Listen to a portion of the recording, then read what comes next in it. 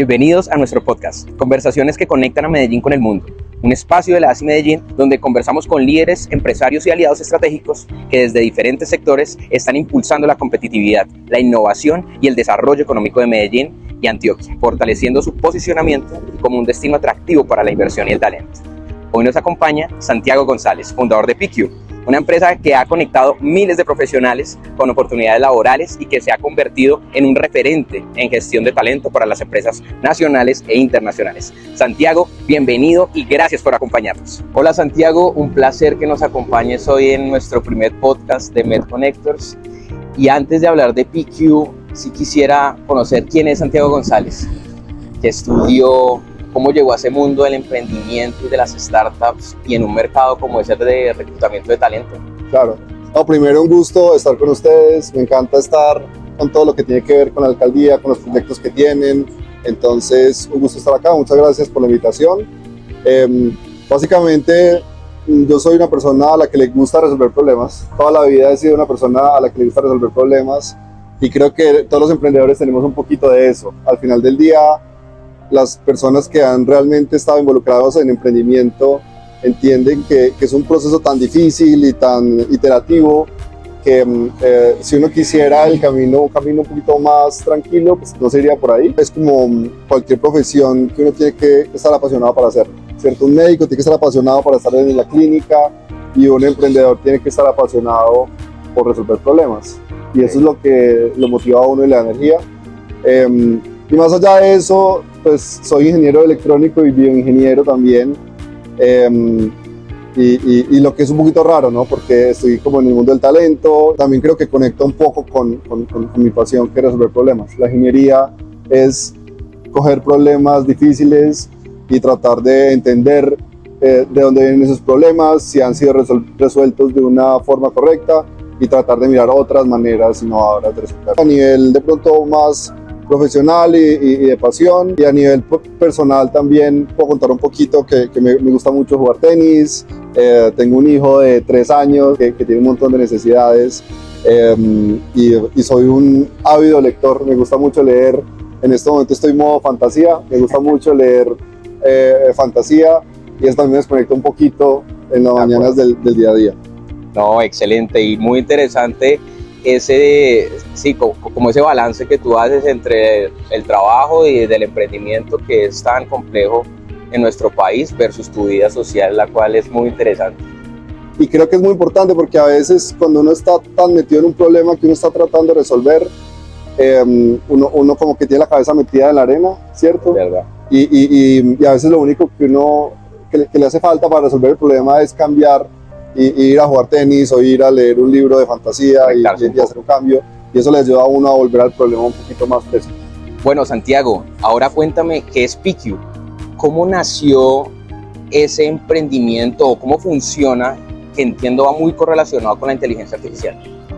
Bueno, yo soy un firme creyente que más allá de resolver un problema por resolverlo o de construir un emprendimiento por construirlo, uno realmente debe encontrar un dolor, ¿cierto? Como algo que afecta a las personas. Si uno resuelve o invierte suficiente tiempo resolviendo ese problema, las personas van a trabajar con uno, ¿cierto?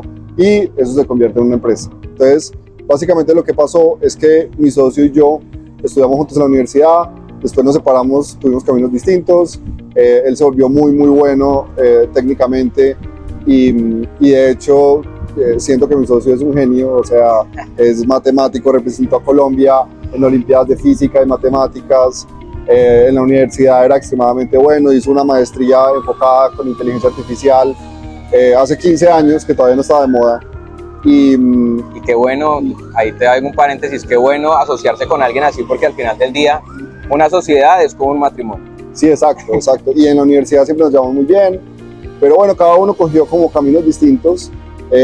Yo me fui como por el lado del emprendimiento y él se fue por un lado muy técnico y muy complejo desde una perspectiva de ingeniería, y después nos juntamos a tomarnos un café.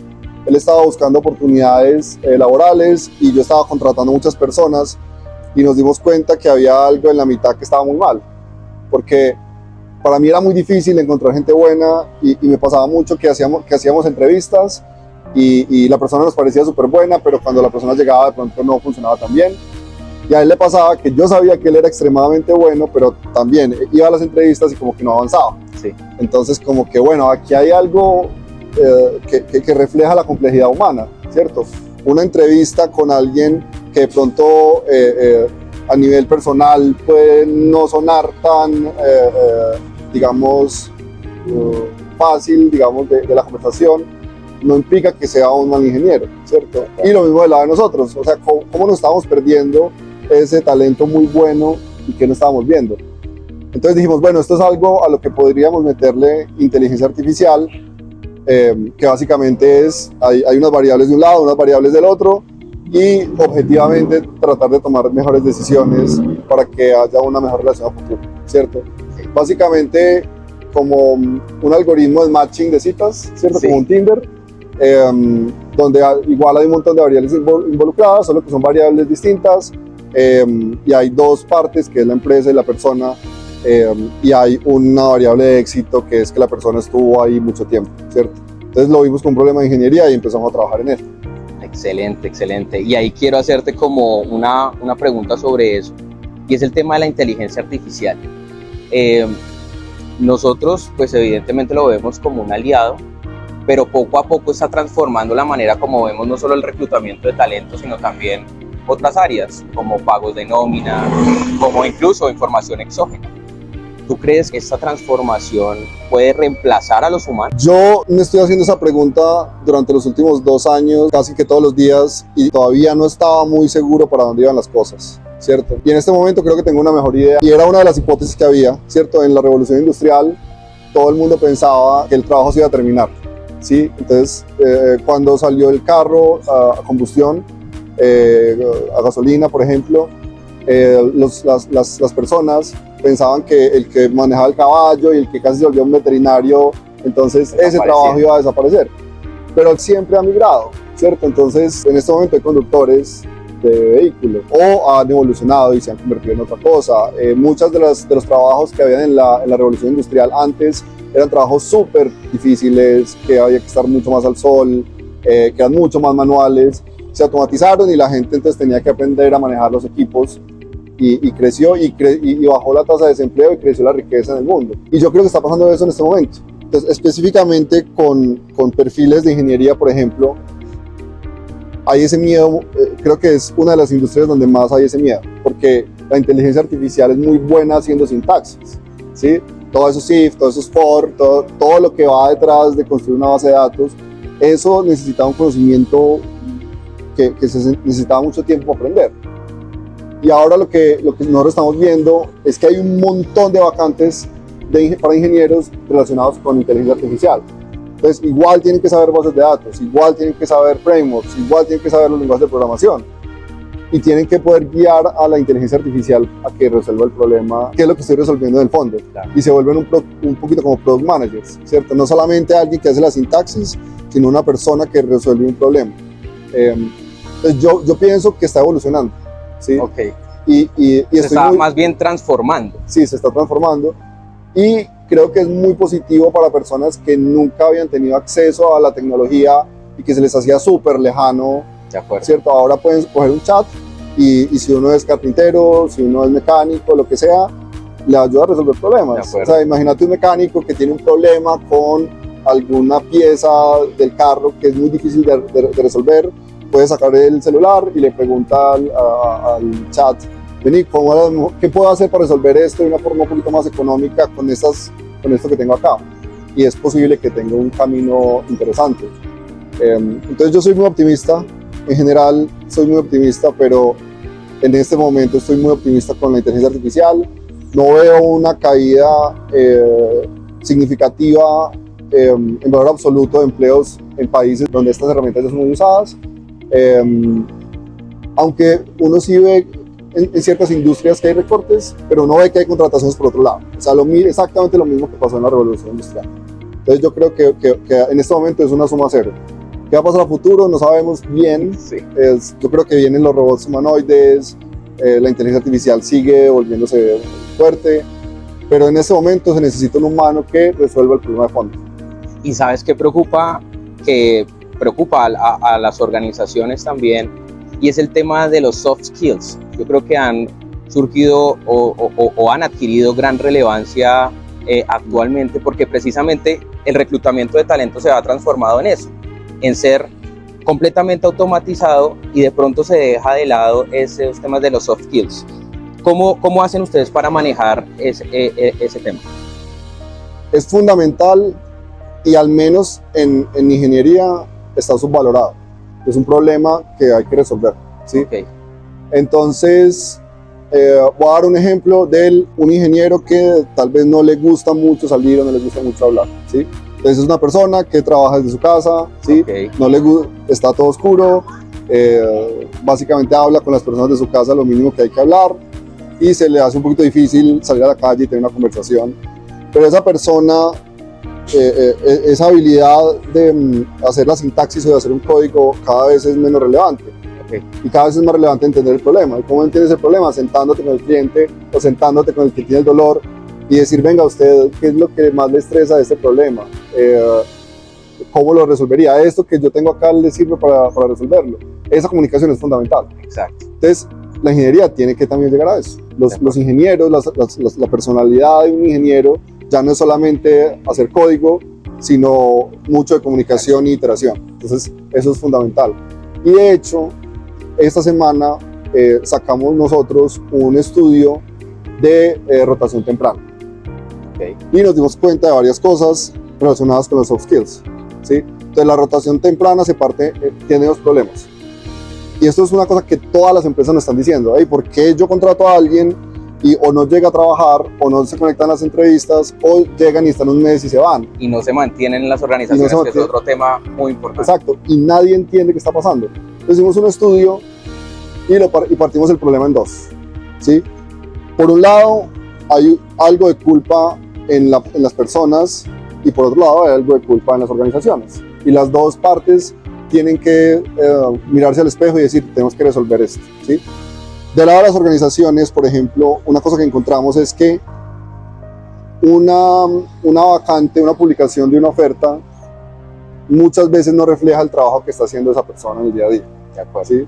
Especialmente en labores de punto más administrativas, operativas, y nos daban, las personas que nos contaban lo que pasaba, nos decían, entré como cajera y terminé como cocinera. O me dijeron que durante los primeros 2 meses, entonces entraba como en periodo de prueba, entonces no, me iban a quitar las comisiones, y había una desconexión muy grande entre lo que se le había ofertado para poder traerlo y después cuando ya firmó, sí, lo que se le entregó. Eso es culpa de las organizaciones, ¿cierto? Que llegan y las primeras 2 semanas no han firmado el contrato. Okay. Y la persona es como que, bueno, pues estoy trabajando acá, pero no tengo contrato.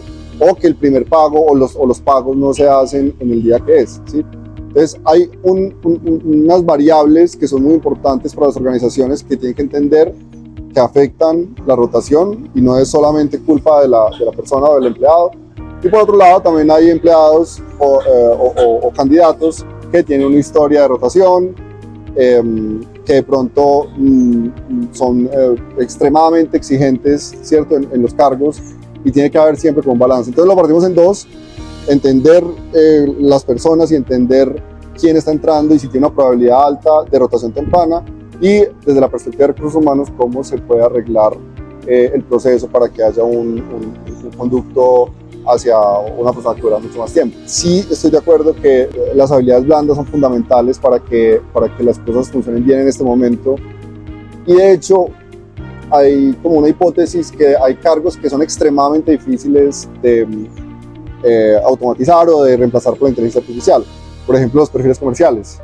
Todas las cosas que son como más humanas, es muy difícil. ¿Cómo reemplazas? Un comercial vende porque se ganó la confianza de alguien, ¿cierto? Entonces, eso es algo extremadamente difícil de reemplazar, lo que significa que las habilidades blandas son una variable totalmente fundamental para uno tener un buen camino profesional. Bueno, Santiago, te voy a hacer una pregunta muy concreta. ¿Hay talento en Medellín? ¿Qué fortalezas tenemos nosotros en la ciudad y en la región versus otras ciudades de Colombia y, por qué no, otros países del mundo? En Medellín en Colombia hay un talento impresionante, y les voy a contar una historia, y esta es una historia real. Cuando nosotros construimos el equipo para Toyota de Estados Unidos, Okay. Ellos empezaron a trabajar. De hecho, trajimos varias personas de diferentes lugares de Colombia. A propósito, cuando uno trae talento de diferentes partes de Colombia, les gusta venir a Medellín, Sí. que no pasa con cualquier otra ciudad. O sea, es un buen lugar para traer talento también. Y trajimos varias personas, armamos el equipo y nos parecía un equipo muy bueno, pero no teníamos evidencias totalmente sólidas para decir si es un equipo bueno. Resulta que Toyota tiene todo un sistema de Scrum que permite medir como la velocidad y la calidad de los proyectos con todos los equipos que tienen a nivel mundial, ¿cierto? Okay. Y el equipo de Medellín era top 3 de los más sólidos, contando a todo el mundo, o sea, contando a Japón, contando a Estados Unidos, y nos ha pasado con varias empresas que abren, contratan un par de personas en Medellín o en Colombia y empiezan a crecer, y empiezan a crecer, y empiezan a crecer porque les va muy bien. En general les va muy bien, ¿cierto? Entonces, yo pienso que al principio era un mercado de arbitraje donde era como que, bueno, ¿dónde es más barato? Si es más barato en Bolivia, me voy para Bolivia. Si es más barato en Medellín, me voy para Medellín. En este momento ya es donde consigo talento de verdad bueno. Obviamente la parte monetaria pesa, ¿cierto? Claro. Pero las empresas internacionales han encontrado en Medellín un lugar muy bueno para conseguir talento. Y lo que ha venido pasando es que para los perfiles que buscan esas empresas internacionales, esos perfiles han venido creciendo mucho por el voz a voz. Vos y yo trabajamos en una empresa para Estados Unidos, nos pagan en dólares, un buen salario, una empresa súper buena, unos proyectos que nos gustan, y le decimos a nuestros amigos, entonces ellos empiezan a decir, bueno, ¿qué tenemos que aprender? Inglés, inteligencia artificial, bla, bla, bla, y eso ha pasado mucho en Medellín. Entonces, proporcionalmente al tamaño de la ciudad, es un crecimiento muy impresionante. Excelente. Es muy impresionante, y el tamaño y la calidad de las empresas que han venido acá son de muy alto nivel, ¿sí? Entonces, cuando yo empecé en esto, no tenía la duda, como, ¿será que nuestro talento es tan bueno como en otros lugares? Y en este momento no me cabe la menor duda. O sea, yo me siento con una empresa, la que sea, y les digo, miren, de verdad, lo que tenemos aquí es muy alto nivel. Hagamos un experimento, contraten 10 personas y miren cómo les va y se van a quedar. Y es verdad, se van a quedar. No sé específicamente en qué punto hubo ese quiebre que de verdad empezó a fortalecerse tanto el talento de la ciudad, pero sí hubo ese quiebre y ha venido creciendo a una tasa acelerada. No cualquier talento, sino talento con la capacidad de trabajar en empresas internacionales al mismo nivel de cualquier otro empleado que esté en cualquier lugar del mundo o inclusive más alto. No, y fíjate que nosotros como agencia de inversión también nos hemos dado cuenta de eso. Las empresas internacionales vienen por el talento de Medellín, vienen por el talento de la región y vienen porque encuentran un talento de calidad. Entonces, créeme que yo ahí el mensaje que creo que nosotros podemos decir es que hay que creérselos, porque Total. efectivamente tenemos talento en Medellín, que ya no lo que tú mencionas, no buscan por un tema de tabla salarial pura y dura o muy seca, sino es que necesitan un talento de calidad y lo están encontrando en Medellín. Total. Entonces, creo que estás de acuerdo conmigo en que hay que creérnosla. Totalmente, y además también, y esto es una percepción mía, no tengo nada de data para respaldarlo, Sí. pero tengo la percepción de que el bilingüismo está creciendo mucho. No es que ya 100% de la gente sea bilingüe, ojalá. Si eso pasara, o sea, estamos a 3 horas de Miami, ¿cierto? O sea, una de las cosas que buscan las empresas de afuera es como que, ¿qué tantas escalas tengo que hacer para...? No, el nearshoring también es súper importante, me parece. Es fundamental. Si hubiera más bilingüismo, tendríamos muchas más empresas acá. Pero sí he visto que ha crecido mucho, muchísimo. Y yo creo que hace 5 años hablábamos de bilingüismo y bajábamos un poquito la cabeza, como que no somos tan bilingües, esa parte es un poco más difícil. Y ahora ya uno dice, para estos perfiles encontrar bilingües. Por ejemplo, en ingeniería uno encuentra bilingües en general. O sea, al menos ellos saben leer porque la documentación está en inglés. Y hay un porcentaje muy grande que también pueden comunicarse y tener conversaciones. En BPOs, Medellín ha crecido un montón en eso. O sea, tenemos empresas muy grandes de afuera que tienen equipos gigantes atendiendo servicio al cliente en Estados Unidos o en Australia, ¿sí? Entonces ha crecido mucho, ojalá crezca más. O sea, esa variable del bilingüismo está directamente correlacionada al aprendizaje que uno puede tener internacional, porque hay mucho contenido que está en inglés, y a la capacidad de exportar servicios en dólares. Qué mejor poder crecer los ingresos que tener la industria local, pero además que la industria internacional contrate talento acá. Imagínate eso.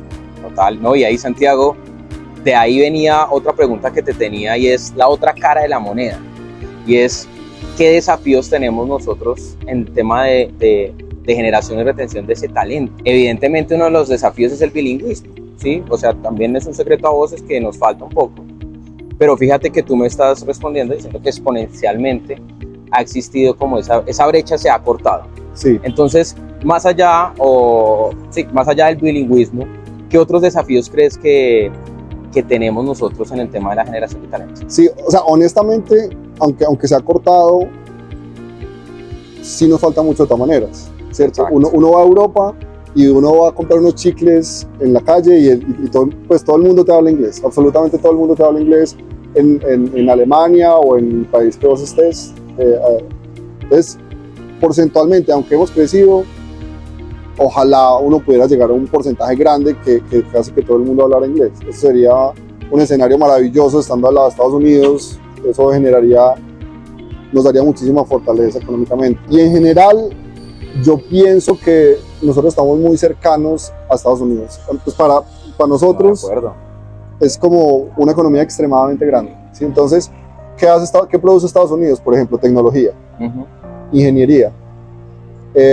A mí personalmente me encanta siempre que hay talento de ingeniería que pueda exportar esos servicios, si lo que uno quiere es exportar. Ya si uno quiere generar cosas aquí localmente es un poquito distinto, pero en términos de exportación de servicios, yo veo ingeniería, software, inteligencia artificial, también el tema de servicio al cliente va conectado con el tema de las habilidades blandas, ¿cierto? Entonces, todas esas habilidades que uno pueda tener de servicio al cliente y además bilingüe, hace que una persona que no necesariamente estudió, que no está extremadamente preparada, pero que habla inglés, pueda tener un salario muy alto. Dos o tres veces más de lo que podría ganarse en otro lado, 2 o 3 veces con menos cantidad de trabajo y de dificultades, ¿cierto? Pero para mí el primer paso es el bilingüismo. El bilingüismo empieza a abrir oportunidades, y esas oportunidades te dan más conocimiento y se vuelve como un círculo beneficioso para crecer. De acuerdo. Y además de eso es que va transformando la manera como los jóvenes ven el segundo idioma, que el idioma es de los negocios básicamente, el inglés. Entonces creo yo que vamos transformando ese mercado. El mismo mercado va transformando al talento en Medellín, y creo que desde la institucionalidad, desde los privados, vamos por buen camino. Sí. Y uno ve las tendencias de las tasas de desempleo, y Medellín ha tenido unas tendencias muy positivas en general. Exacto. ¿Cierto? Si sigue por ese camino, va a haber un momento en que uno tiene una tasa de desempleo que es la rotación normal, ¿cierto? Como en países que no tienen desempleo es como 3, 4%, pero es la rotación que igual la gente está teniendo. Entonces, aunque estamos en el camino, nos falta para llegar ahí, pero yo creo que vamos bien.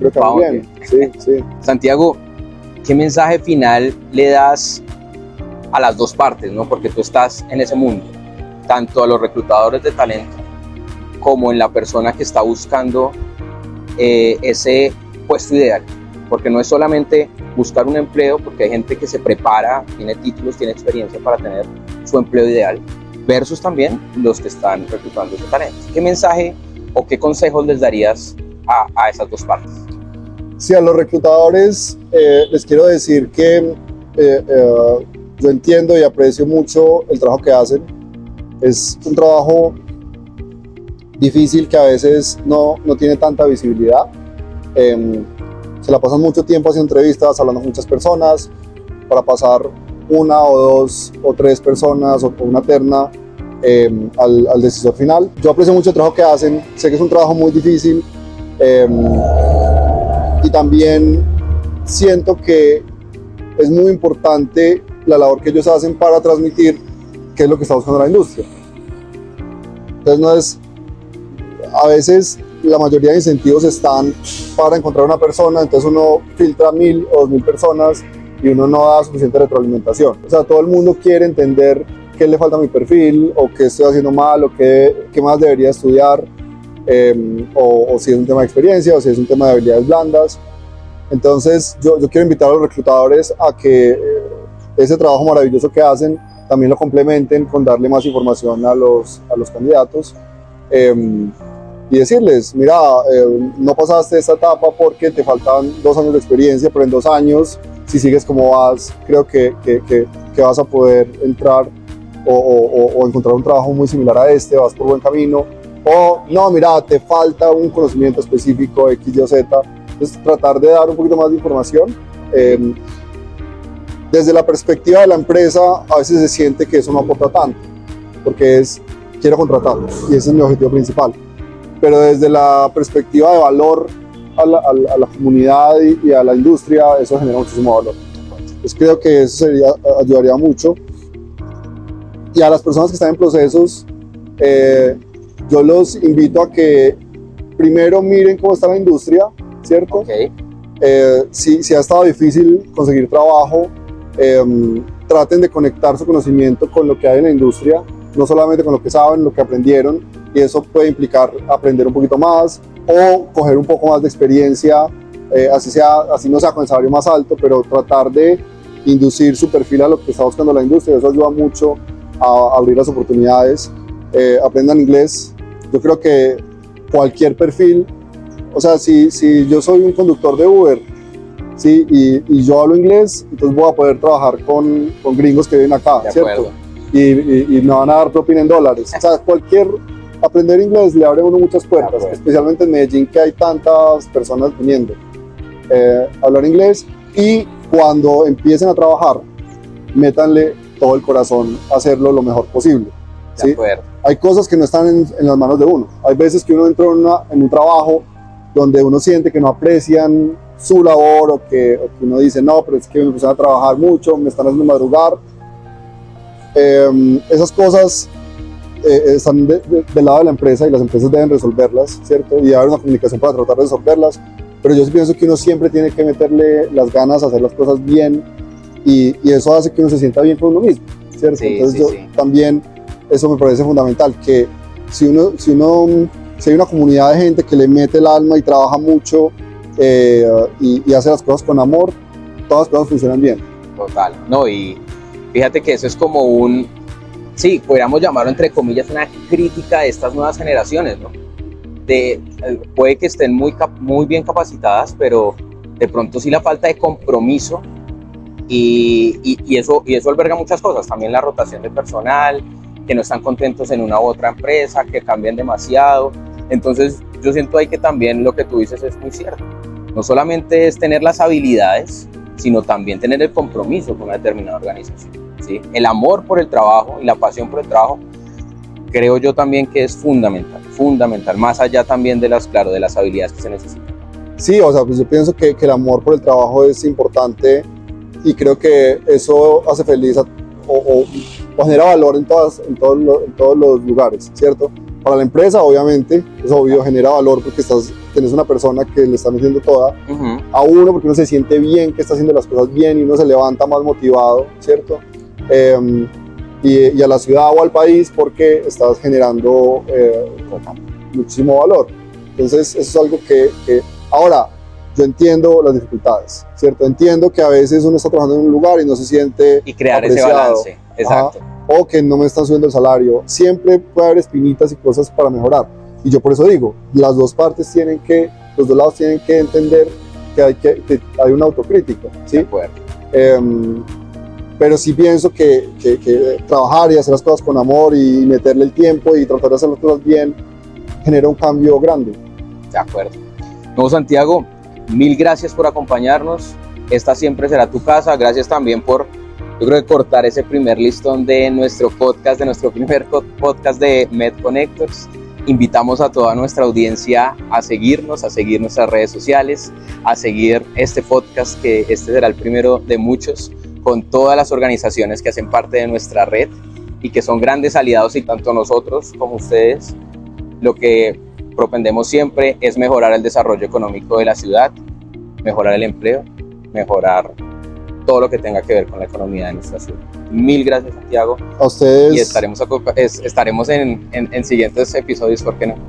A ustedes muchas gracias, y yo quiero decir una cosa muy importante, y es que desde la perspectiva de ciudad, a veces las personas no se dan cuenta todo lo que hacen ustedes, todo lo que hace la alcaldía, pero nosotros sí nos damos cuenta, y han traído empresas grandes, han generado salarios muy competitivos para traer acá, han generado bilingüismo. Entonces, todo lo que ustedes hacen, muchas gracias por el súper trabajo que hacen. Hay que darle más visibilidad a las personas sobre el impacto que genera en la ciudad todo lo que la alcaldía hace, y muchas gracias por el amor que le meten a todo lo que se está haciendo en la ciudad. Muchas gracias, Santiago. Muchas gracias.